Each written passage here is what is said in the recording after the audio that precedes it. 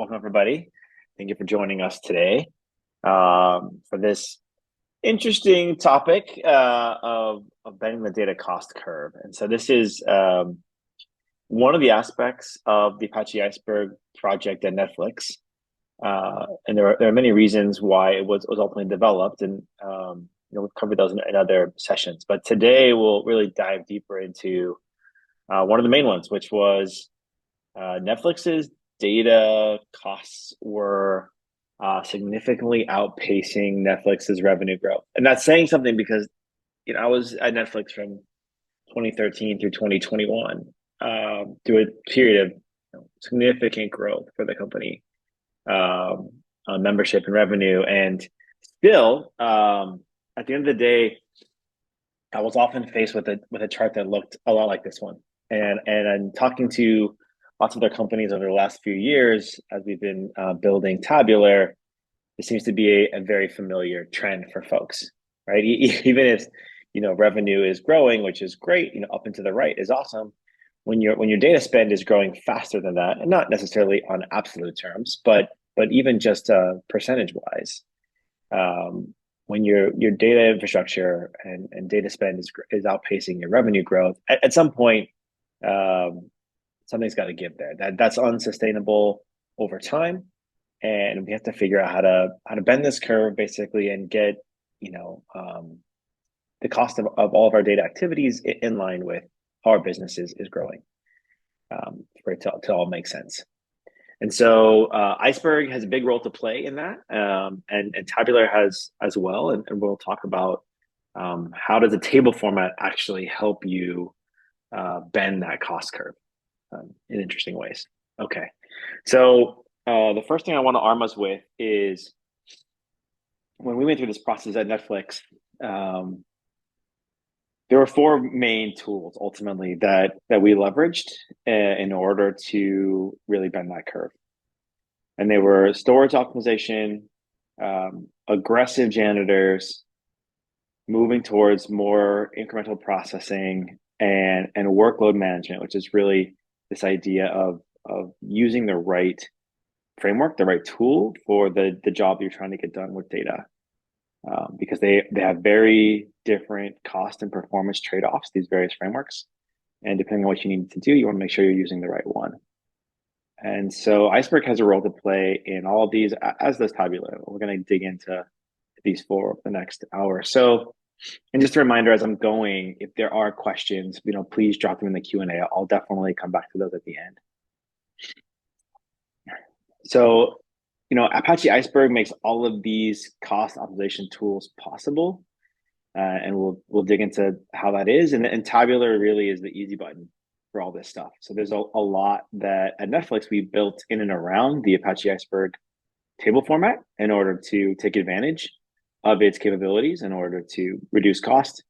And all those, or the vast majority of them, are baked into the Tabular platform. So Tabular customers get a lot of this stuff for free. All right, so the first one we're going to dig into is the notion of storage optimization. And here, what I'm really talking about is, the same data in our tables, but just consuming less space. And that consumption of less space has implications for both your storage costs. So literally, at Netflix, we were all using AWS services. And so for our Iceberg tables, or our data lake, that was S3. And so if you can have the same amount of data in a smaller S3 footprint, that translates directly into cost savings. And at Netflix scale, that was millions of dollars of S3 savings per year. But it also translates into savings on the compute side, because the reality is, if you have less data and you're writing queries against what is less data on disk, then your compute performance improves, and you need less computing resources to process the same queries. And so you get wins both on the storage side and on the compute side when you're able to reduce the footprint of your data warehouse and your data lake. And the way to do that really is what I call the 4 C's of storage optimization. And we'll go into these a little bit more. So the first one is columnar, right? this one should be relatively obvious. It isn't necessarily an Iceberg feature, but certainly Iceberg supports and has great support for leveraging columnar file formats. In fact, it doesn't support using text formats like JSON or CSV. You have to use Parquet or ORC within an Iceberg table. And they just, compress and store a lot better than, the text-based storage format like JSON. The second one is compaction. Compaction is the process of taking lots of small files that are potentially produced by streaming applications or by ETL processes, or through other modes of ingesting data into your lake and your data warehouse. And you want to combine these together. And that does two important things for optimization here. The first one is really improves your compute performance, right? If you have to read 10 files instead of reading 1,000 files, that's just going to be much more performant in these distributed systems like Spark, like Trino, Athena, Snowflake. Any of these systems are going to run better on having to process less files. And the other thing is that when we start talking about these other Cs, compression and clustering, they're also improved when we put these small files together. You can imagine, if we're using advanced compression techniques, the more similar data we can put together into a single file, the more those compression techniques actually will remove redundant bytes from the underlying data storage. So compaction has a win on a couple of fronts there. The next one is compression. And this one actually is probably the one that folks pay the least attention to, but is actually an easy win. And it's pretty common that I've seen that people are just going to use whatever the default is in, say, like Spark or Trino in terms of compression. That may be Snappy is often a default compression codec that gets used. Maybe it's gzip. Maybe it's standard. But the reality is, for any given data set, the best compression codec to choose varies. And so to really do this correctly, what you need to do is actually run experiments on your production data.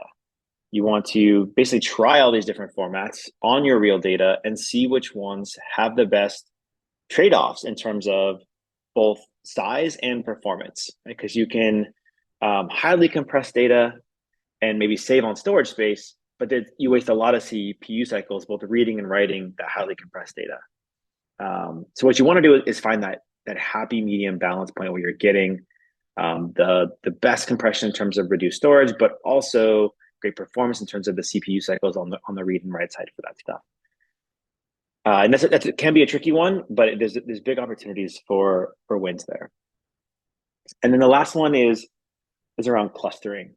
And this is, just keeping similar data co-located. Again, this has benefits for certainly on the query side, right? If you keep data together that you're often, say, filtering or using predicates against in your queries, that's going to allow you, the query engines, especially if you're using something like Iceberg, to really use all the Iceberg metadata and indexing to prune away files that aren't necessary for the query. And you're just going to have to read less data. That's a massive win when it comes to compute performance and cost savings, related cost savings. But even beyond just the query performance and savings there, again, when you are clustering data together, your compression and your compaction will work even better. So there's just physical storage improvements you get from choosing the ideal clustering keys. And again, this is usually done through experimentation. You have to try different clustering keys and different sort orders to find the balance between both storage optimization as well as query performance. Right. So the first two are relatively easy. Using columnar formats, making sure you're compacting, but picking the right compression codecs, picking the right clustering algorithms, that is more complicated. And that's really where Apache Iceberg and Tabular come together to give you some real power. So the first thing that Iceberg allows us to do across these 4 Cs is make these configurations declarative. So in a non-Iceberg world, like say at Netflix, when we were using primarily Hive tables, getting all this information in terms of making sure we had the right file sizes, making sure we had the right compression codecs, making sure that we are sorting the data correctly. All of that logic had to be written by data engineers and plugged into whatever the jobs were that were writing the data.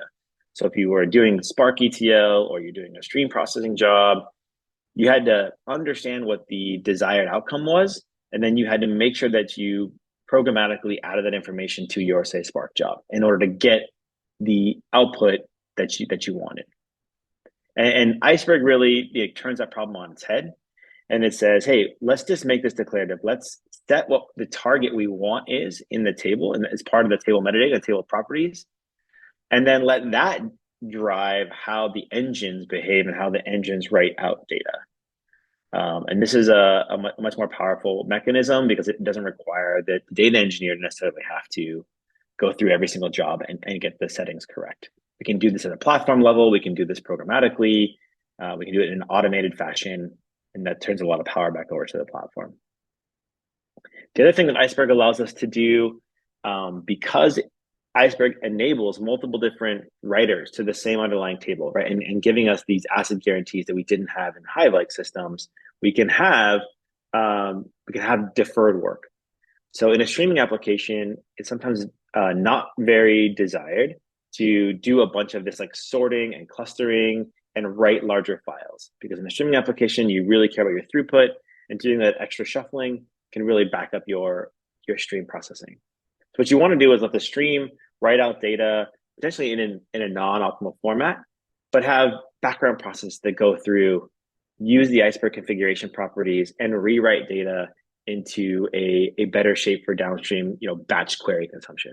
So you can have, different styles of, write throughput as opposed to like batch query options on the other side by using this deferred work concept.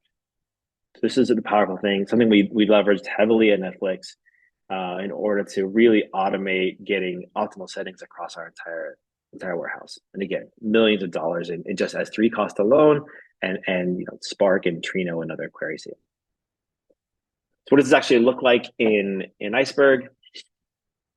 We can use table properties like our ordering, partitioning, as well as parquet settings. All of these become declarative at the table level, so we don't have to add this information into our ETL jobs. We declare at the table level, and the ETL jobs will automatically respond to that. And in particular, like in this bold thing here, what it does is unlock the automatic optimization. So once you've moved the problem from being a data engineering problem to being a data platform problem, now you can solve it centrally and you can automate it. And that's where Tabular comes in. So part of the Tabular, value proposition is a platform that automatically handles, implementing the 4 C's for your data warehouse. It does compaction. It does compaction intelligently. It watches for commits and changes to your Iceberg tables, and it decides when is the right time to compact. It waits, to have enough small files that can get the target file sizes it wants. It understands what kinds of compression it's going to get on that. It does those experiments. I mentioned like running experiments to figure out what is the optimal balance in terms of size and performance. Our system behind the scenes runs a bunch of these little experiments on data to figure out what is the optimal compression codec. It then sets those things in the table and uses them during compaction processes to make sure your storage is always in an optimal state. It also figures out what are the best fields to be partitioning on, to be sorting on, again, to balance storage performance as well as query. And the end result of all that is that Tabular customers on average see a reduced storage footprint of 40%. So a very significant reduction in just bytes on disk. For the same exact data, we've reduced the size on disk by 40%. That's hard cost savings, say for like your object store, and also query performance improves and query costs go down across all your engines. So this isn't engine specific, right? This is engine agnostic. It's done at the storage layer. So whether you're using Spark or Trino or Athena or Snowflake or whatever engine you're using, you're going to see those benefits. So that's a sort of a very powerful thing that Iceberg unlocks and Tabular really takes advantage of.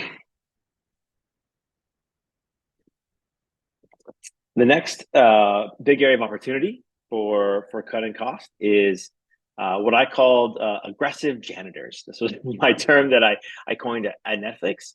And it's really just making sure that across the board, we are just not being wasteful, right? It's easy to create a lot of data exhaust, a lot of waste in our data systems that we don't clean up, and that cost definitely compounds over time.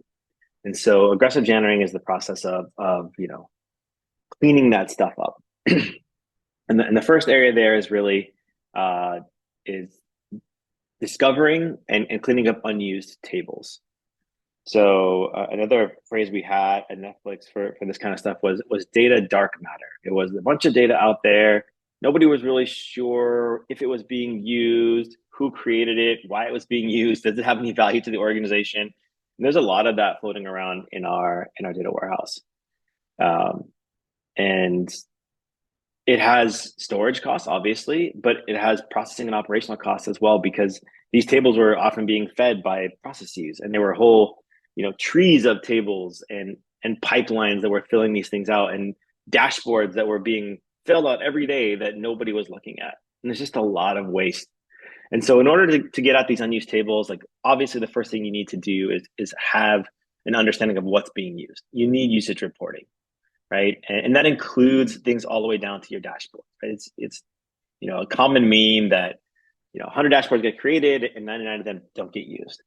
And that's sad from a hey, we did all this engineering work perspective, but they also don't get cleaned up. They just sit out there, and all the pipelines that are powering these dashboards often just get left on, and it was just a bunch of waste.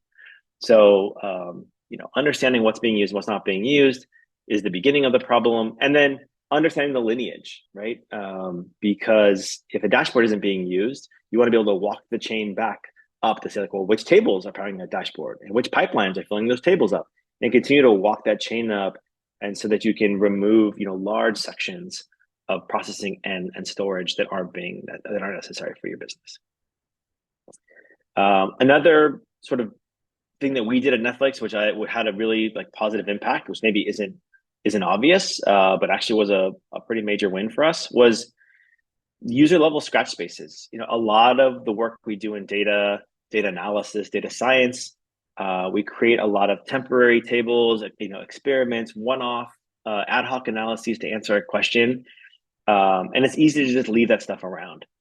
And so what we did was create spaces where our users could do that work.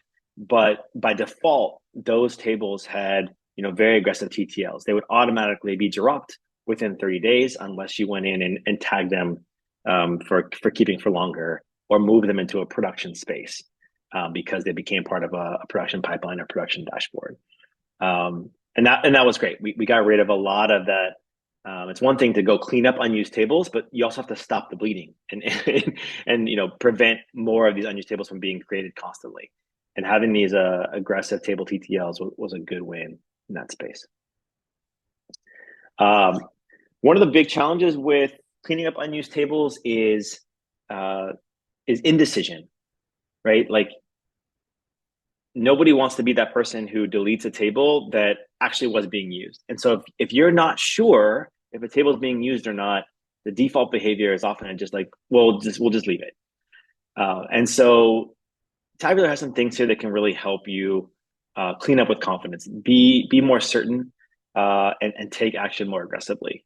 The first one is those usage level tables and access logs, right? So we talked about usage being a necessary piece of this puzzle, and tabular system tables provide really in-depth usage across which tables are being used, which sections of which tables are being used, by whom, who's reading, who's writing, and who's authorizing access to these tables. All of that is provided, and you can build rich reporting off of that and decide which tables to go clean up. The other ones are things that they allow you to undo, right? So one of the big risks for dropping a table is that it can be very difficult to undo that action in a typical data warehouse, certainly in a Hive style world. And so the couple of things here, you can use access controls as a mechanism for soft deleting. So, hey, I don't think this table is being used anymore, but I'm not quite sure. Let me just remove access. And if anybody screams, then it's easy to just restore access. We haven't we haven't lost anything. We can even just remove read access, say keep the data flowing, keep writing to this table to make sure we don't lose anything, turn off read access and see if anything breaks or anybody screams, and sort of more cautiously start to work our way up that chain. And the other thing is if you do happen to drop a table that was really necessary, the Tabular platform, allows for a very simple like one-click table restore, and everything is back the way that it was. So that's a nice feature that you get to give you more confidence to go for cleaning up these unused tables.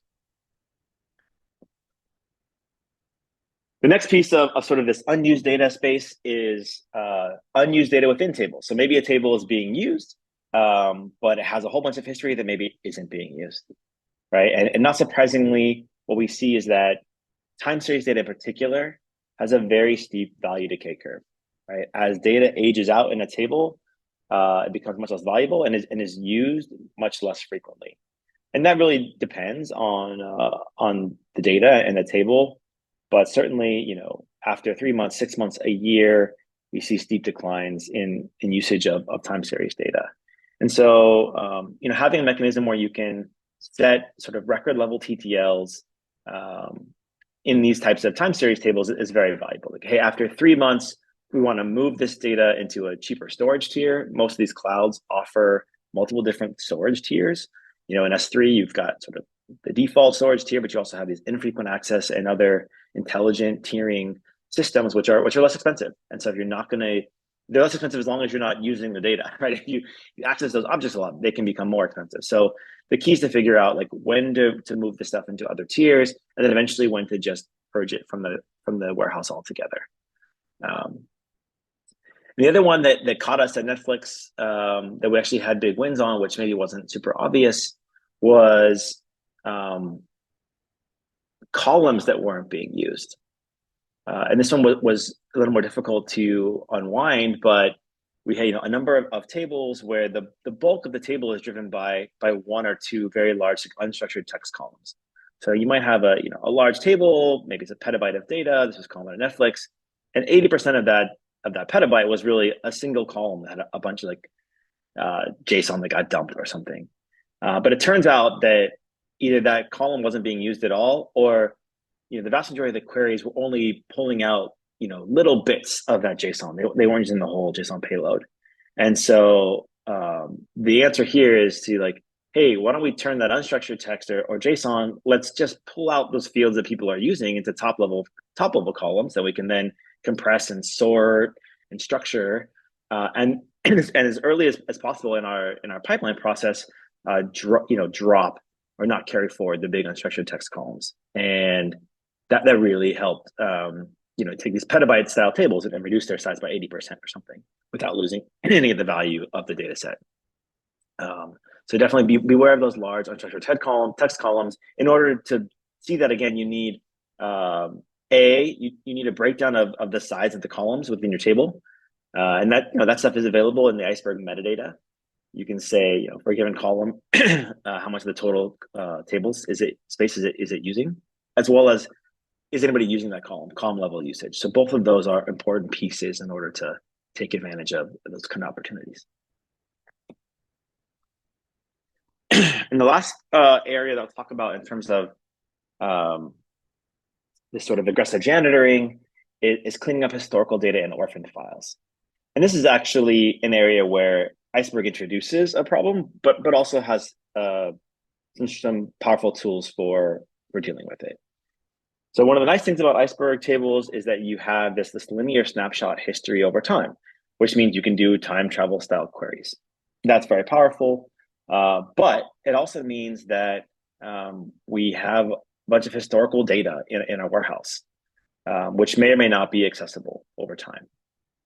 And so here's an example, we've got these 8 snapshots in a table, and maybe these first 4 snapshots are what we call expired, meaning they are no longer queryable snapshots. They've been removed from the table metadata, but those files potentially are still out there on disk. And so we need a process where we go and look at the expired snapshots and see which files are no longer reachable and go ahead and clean those files up. In addition, in order to guarantee asset semantics, Iceberg tables, you may have jobs that are writing data out, but never committed to the table. Maybe you had a Spark job and it was halfway through processing, and half of the tasks, finished writing their Parquet data, and then it was a failure. So those Parquet files got written into S3, but never actually got committed into the table. Now in Hive, this was a really big problem. We run into correctness issues where we had incomplete or inaccurate data. In Iceberg, we don't get that, right? Because those files are never committed to the table, so we don't have correctness issues. But potentially, we have these orphan files laying around out there in S3. So we need mechanisms by which we can go clean that stuff up. And Iceberg has procedures in open source to do these sorts of things. Obviously, the Tabular platform, we take care of this stuff for you. So we're automatically going to remove unused historical snapshots, clean up orphan files, and we have mechanisms to set these TTLs, right? You can set row level TTLs and table TTLs. Some of these other mechanisms we talked about for automatically just going through it and deleting old data, per policy. And this year we've got plans on the roadmap to handle that other piece, which is not only delete data, but also just move it into better storage tiers as we recognize, hey, data in this table isn't really queried after 6 months. Let's go ahead and take any data older than 6 months and move it into a lesser tier and save some money.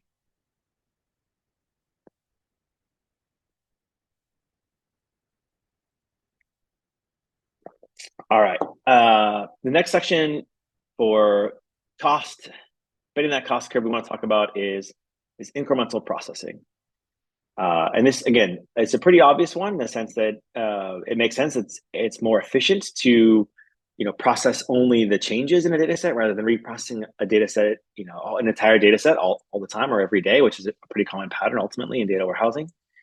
But in Hive style tables, that could be quite challenging for a couple of reasons. The biggest one being that there wasn't a definitive way to even know what the changes in a table are, right? So in order to do incremental processing successfully, you have to understand, well, what's new since the last time that I, processed it out of this table. And again, this is where Iceberg's like linear snapshot history is a really powerful construct, because we can keep track of the fact that, hey, our job has processed through snapshot 4, and now I see there's snapshots 5, 6, 7, and 8. I know that all the changes that are represented in snapshots 5 through 8 are the ones that I now have to go and process, right? And so I can do this very direct incremental processing and know that I'm only dealing with changed data. So here's just some examples of how we might actually achieve that. This is happens to be Spark code, where you can see on the left-hand side here, I'm doing a read from a table, and I've got a start snapshot ID and an end snapshot ID. So I'm saying, hey, just give me the data between these two snapshots. And then I can, when I've done processing that data and I'm making a downstream commit, I know my job is completed successfully, I can actually move that processing watermark up to the latest snapshot as part of the table commit transaction, right? And so there are other ways to achieve incremental processing in other systems, but it often involves your processing state and your table state are kept in two different places, right? Maybe you have a control table somewhere where when your airflow job completes, you update it and say, oh, this airflow job completed, which is mostly good, but there can always be that race condition where the job completes, but the airflow job never updates the processing table, and you end up reprocessing data or creating duplicate data. And by keeping the state of that watermark in Iceberg itself, we can make it part of the commit to the table. And so there's no way for these things to get out of sync. So we're sort of guarantee that exactly once processing semantics that we want from our incremental processing jobs. So small bits, but really powerful constructs that allow us to do a lot more incremental processing than we could previously. And the other part of this, of Iceberg, which makes the incremental processing really work, is the ability to do row level updates, row level commands, updates and deletes, right? In a Hive style world, we really had to stick to partition boundaries.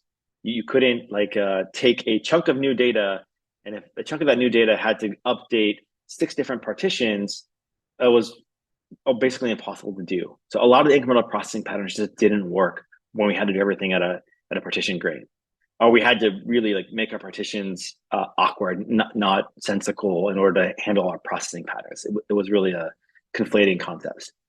But now with Iceberg, we can do these row level plans, and we can do merges. We can update multiple partitions in one transaction safely, and so it really brings a lot more powerful incremental processing patterns to bear, right? And so we can do things like this, like a CDC style processing from transactional systems into Iceberg tables in a very, very efficient way.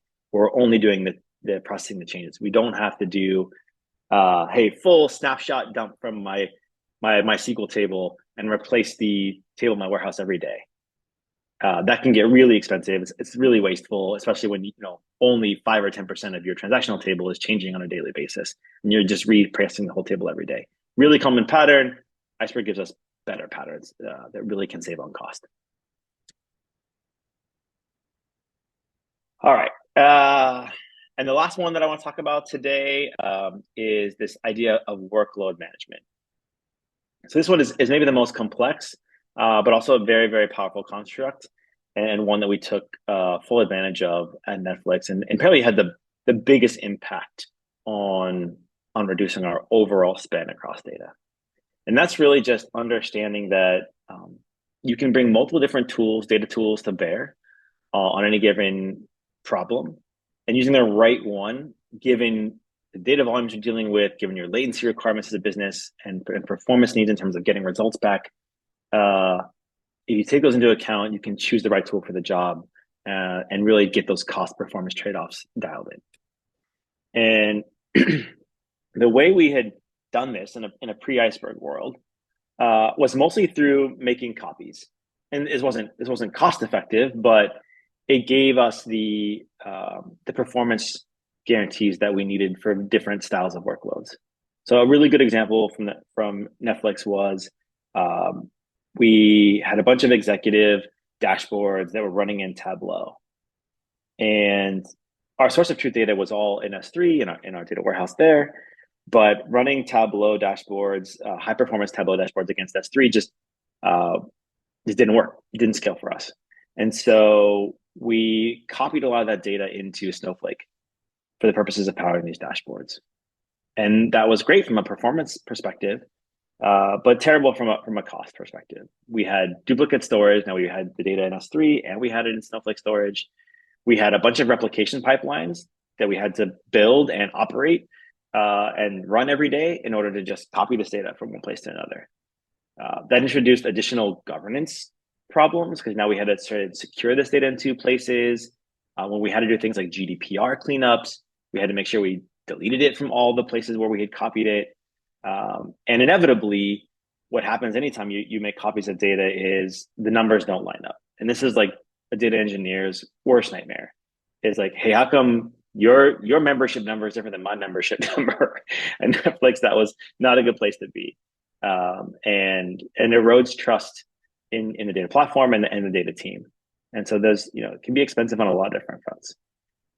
And so what we want to do with leveraging Iceberg is get back to the single source of truth concept, right? We can use Iceberg tables with lots of different compute modalities and meet all these different data product needs. We can do Tableau dashboards directly against Iceberg tables now because of their performance. We can do our batch ETL. We can do stream processing. We can do our machine learning. Imagine at Netflix, we did a ton of that for recommendations, and all our algorithms, all that ran against the Iceberg tables on S3. Even custom visualization type tooling was possible using things like, say, Druid or ClickHouse directly against your Iceberg tables. All that is doable and high performant now on a single source of truth, which means we don't have to make copies. Governance gets easier, and obviously everything gets a lot less expensive. Just to highlight that, the Iceberg ecosystem, the various tools that work with your Iceberg data is just exploded. This list gets bigger and bigger every month, it feels like. Both open source options, commercial options. There's a lot out there. And with the Python ecosystem and the Rust ecosystem around Iceberg also growing, that just really expands the set of tools that can be used to solve different problems. Maybe you don't need to run a big distributed Spark job for a table that's small, and you can just run it in a local Python process. That can be a lot more cost effective. So there's really good opportunities to understand what your workloads are and move them to the right tool set, and save a lot of money, and you don't have to spend necessarily. Like Snowflake is a fantastic compute engine. It's also expensive, so you want to pay for that performance when you need it, but you don't want to pay for it across every single workload. You don't necessarily want to pay for it just to do all your ETL when their performance isn't that critical. So you want to be able to choose the right tool for the job. All right. So just quickly summarizing, the various options that tools in the tool bag for bending that cost curve. It is figuring out how to really optimize your storage, reduce that storage footprint, improve your query performance. It is getting rid of unused data, both unused tables and data within tables that it isn't providing value to your organization, and doing both of those things in a highly automated fashion. That's really where the big savings comes from. You can do it broadly across your warehouse, make them part of your core warehouse and platform capabilities, so that your individual engineering teams or individual analytic teams aren't responsible for doing those things manually. It is doing workload management, using the right tool for the job, and making sure that you're not spending expensive compute cycles on tasks that aren't business critical, and vice versa. All right. So, with all that said and done, the goal really here is like bend that cost curve, right? Instead of it, continue to go up and diverging from, the business, is to get it back in line, and ideally get it going down the other direction. And we do see this for tabular customers who are moving either from commercial data, typical commercial data warehouses, or from Hive data lake setups. Moving to Iceberg and Tabular, really helps them bend their cost curve in a significant way. And that's Tabular often more than pays for itself in sorts of savings you get across the rest of your data ecosystem. All right, I'm going to do a quick demo. I will get to Q&A, but we got some good questions in there. Just want to I talked about some of the Tabular capabilities, and I want to just show those off real quickly so you can see them in action. But if you do have questions, now's a good time to drop them in the Q&A, and I'll make sure that I get to them. So let me jump out of this real quick and get over to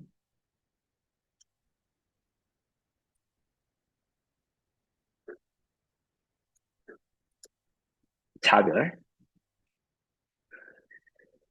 So this is the Tabular web application. Everything I'm going to show today, I'm just going to show in our UI, but also everything that I'm showing is available through APIs and programmatically, which is a lot of the time the way people are interacting with our system. But you can see here already at this very first page inside Tabular, we're starting to get a feel for some of these cost optimization capabilities. So I've got a couple different warehouses here. One that happens to be in AWS, one that happens to be in GCP. And I'm already seeing like what are the size of this warehouse across my entire data ecosystem. What percentage of my data ecosystem is taken up by this particular warehouse. So I can start drilling in on really the high value targets. And even then, I can also see some of the automated optimization. Our 4 C's in action here. Here's compaction happening. So over the last 7 days, Tabular's automated compaction system has taken 20,000 plus files and rewritten them into 66 across these warehouses. Now this is obviously these are demo warehouses, but this is not uncommon. We see these kinds of behaviors across our customer base as well.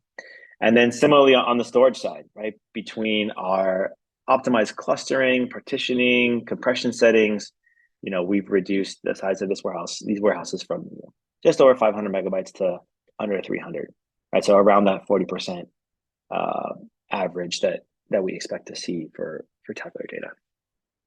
And I'll answer one of the questions here because I saw it come up in the in the chat, which is 40% compared to what?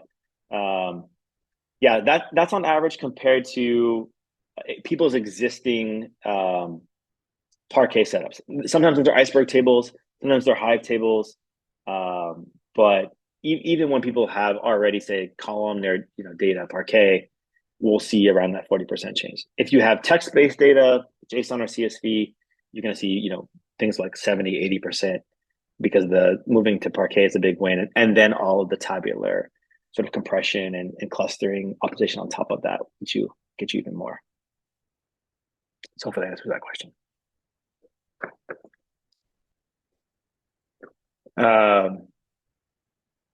And then since it's also related, are we seeing that 40% reduction in storage format compared with Snowflake native format also? Not as significant, right? Snowflake does a really good job. A lot of the, I would argue, and I don't know exactly what Snowflake is doing underneath the covers for their native table format, but in our limited exposure and testing using Iceberg tables and Snowflake native tables, we find that those are more on parity. Maybe you get a little bit of additional savings on size related to your tabular Iceberg tables versus native Snowflake. But they're obviously doing a lot of the same techniques that we're using in tabular. They're obviously using for Snowflake native tables as well, which isn't surprising, right? The nice thing is obviously the big difference there is you get to pay your S3 rates versus whatever Snowflake is charging you for data, right? And there's a premium there. They're at least charging sort of S3 list, and a lot of people, Netflix included, had a big discount on our S3 cost, right? And so we didn't want to pay the Snowflake rates for storage. We wanted to pay our S3 rates. So even if we had a similar footprint, using our own S3 rates was much preferred versus paying the Snowflake storage rates. Although even then, I think they're getting more aggressive there as well. All right, so if I dig into one of these warehouses, I want to just, all those same stats can be viewed as we drill into, say, databases and individual tables.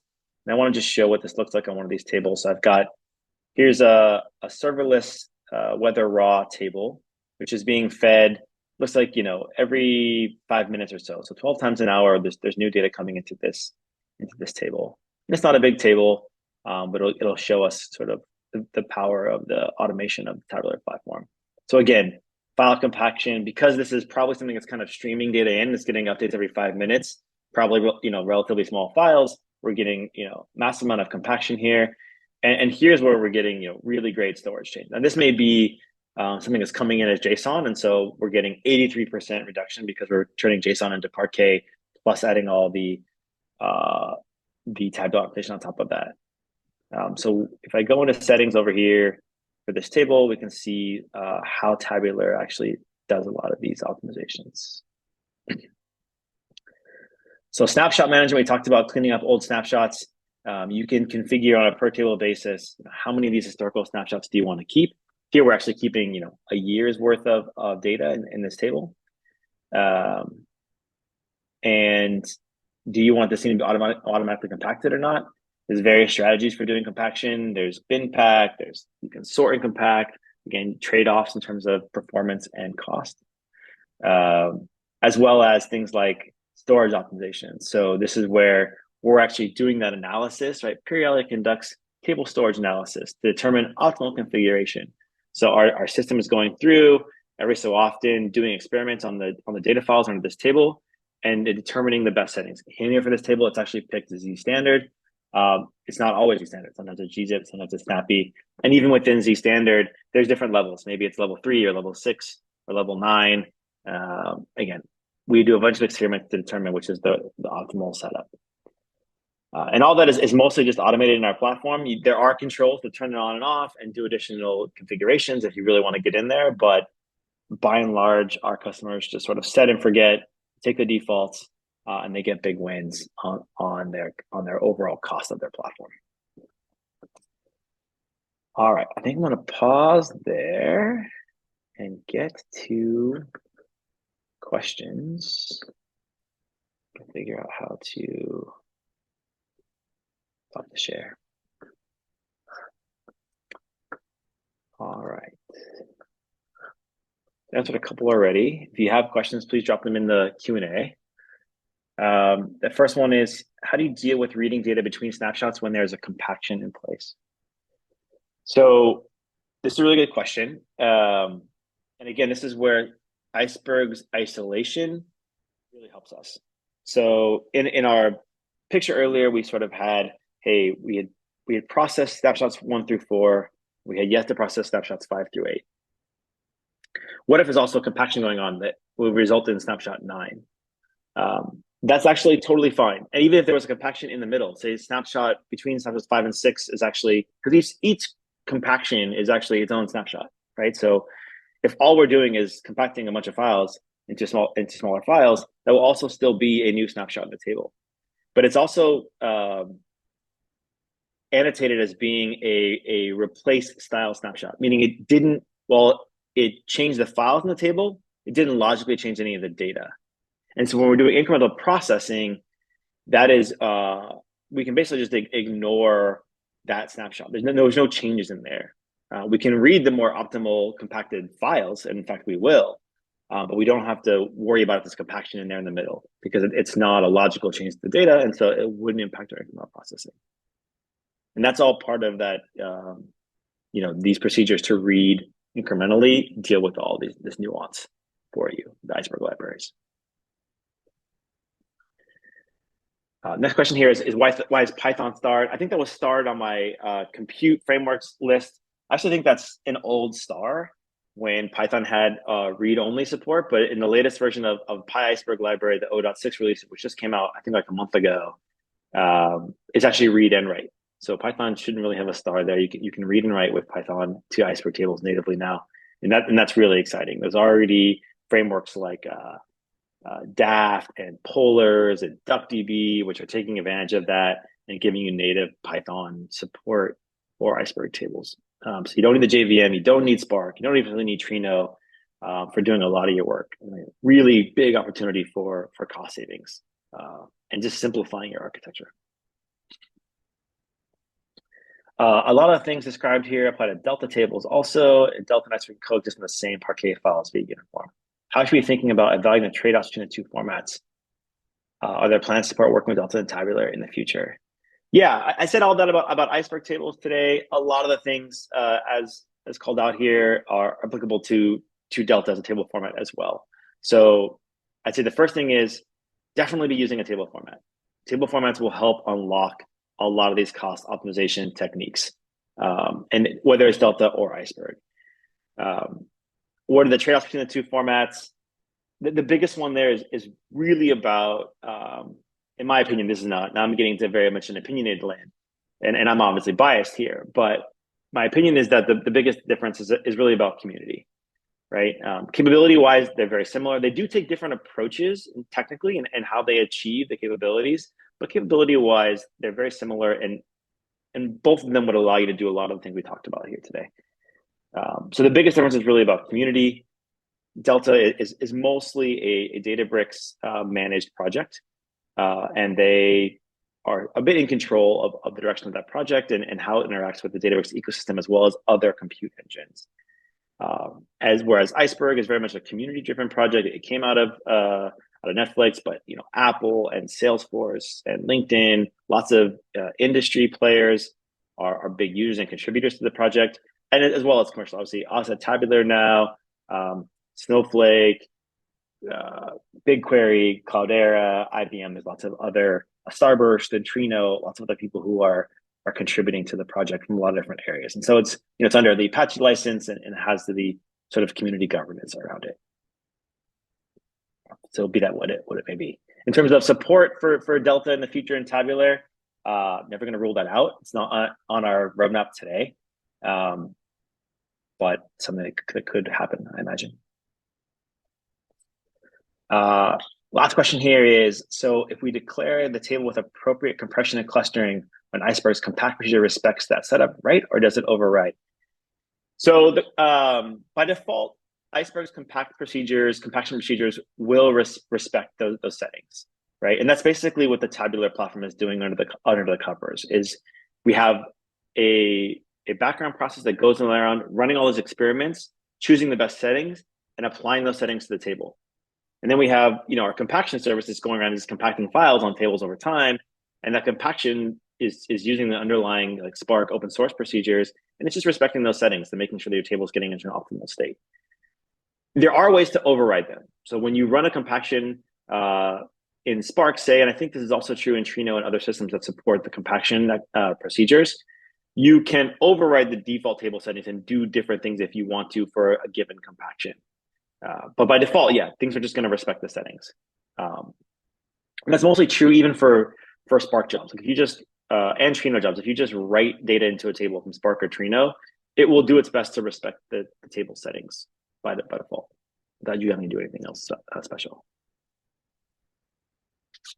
General inquiry, will Iceberg support UDTs or GeoParquet files? Particularly interested in geometry point and polygon Ts. I believe there is work going on in the community for GeoParquet. And I don't have the PRs and the issues in front of me, but I know there are folks working on that. So I do think that support is coming. I think the big question is, does that go into the V3 of the Iceberg spec? I know like support for nanosecond timestamp precision is already something that's going in. So expanding the types that Iceberg supports, I think GeoParquet is also up for debate there. But I think it is eventually coming. UDTs, I'm less certain. That seems like something that might have to be a compute engine specific choice versus a table format choice. Probably some more nuance we'd have to get into there. But GeoParquet, I do expect to be supported in Iceberg in the future. Any work to support materialized views? Yes, lots of work going on in the community around views and materialized views. So just in the last Iceberg release, the 1.5 release, was the very first initial support for not materialized views, but just views in general. So a view spec. So it becomes part of the Iceberg spec. There is an official way to describe a view and a view metadata, and allow different engines to participate in using Iceberg standardized views. Materialized views has more challenges around that, but there's lots of discussion going on in the community, and I do expect materialized views to be something that comes into the spec, into the project sooner than later. Obviously, at Tabular, we're very interested in supporting materialized views as part of our platform. We think that'd be a great thing for our customers. How about Iceberg with LSM trees? That is going to have to be a question for somebody who's more technical than I am. Like you need a Ryan Blue or a Dan Weeks probably to answer that. There's a lot of similarities, I would say, probably with the existing Iceberg table layout and LSM trees. I know there are differences that escape me and that are probably very meaningful. Again, it's a community project, so something like that would just be, hey, it needs to be proposed in the community, get enough sponsorship. And if there's reason for it, I don't see why not if the community was behind it. All right. No other questions.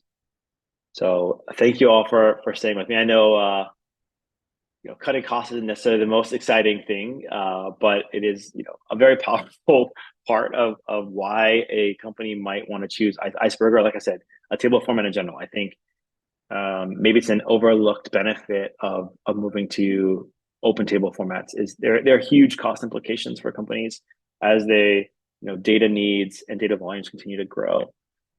We hear a lot of folks in the industry and in our customers who a lot of pressure to reduce their spend on data infrastructure in particular, and adopting open table formats is a huge step in the right direction there. There's lots of different ways to take advantage of it in order to bend that curve.